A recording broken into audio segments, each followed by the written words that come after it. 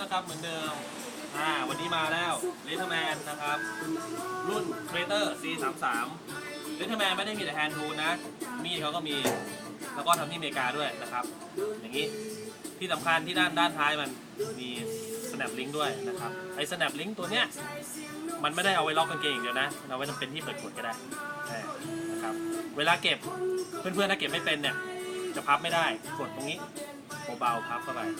มันเป็นระบบการล็อกนะครับมาดูที่ใบมีดกันบ้างนะครับแน่นอนอย่างนี้เขาเรียกว่าอะไรนะล็อกนะครับรูปร่างก็ง่ายๆนะครับเป็นโครงที่ออกแบบมาง่ายๆไม่เน้นความแข็งแรงเน้นความเบาคล่องตัวแล้วก็ราคาที่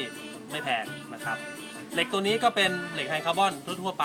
นะครับประกับไฟเบอร์ใช้งานง่ายๆนะครับกดก็พับเข้ามาเป็นมีดพับที่โอเคน่าใช้อันนึงเรามีพกเอาไว้ใช้งานทั่วไปคมนะไม่ต้องห่วง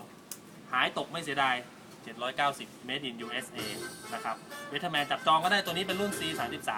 จะมีรุ่นหนึ่งคือเป็นกึ่งหยักนะครับตอนนี้หมดไปละนะเหลือแต่รุ่นนี้แหละจับจองกันเหลือไม่กี่ด้ามแล้วนะครับเรามีคลิปวิธีการล็อกที่เราเคยอธิบายระบบการล็อกอยู่ใน YouTube ครับผมนะครับเข้าไปหาดูกันหาดูถ้าสงสัย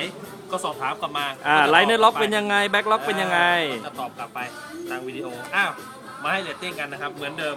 เอาละตัวนี้นะครับ Littleman C33 ขีดกันในจ่ายแอนดรูนี่นะขีดกันนะเล็กก็ประมาณ2ดาวนะทั่วไปนะครับใช้งานง่ายๆอาจจะทื่อเร็วนิดนึงแต่ก็790ด้ามจับผมว่ามันก็ประมาณ2ดาวนะคือไม่ได้เน้นความแข็งแรงอะไรมากอย่างที่บอกรุ่นนี้เน้นราคาระบบการล็อกไลเนอร์ล็อกประมาณนี้นะครับเอาไปงัดแงะอะไรมากไม่ได้ความคุ้มค่าผมว่าโอเคคือถ้าเพื่อนชอบนะ4ดาวเลย Made in USA ด้วยนะครับแล้วก็ราคาประมาณนี้ภาพรวม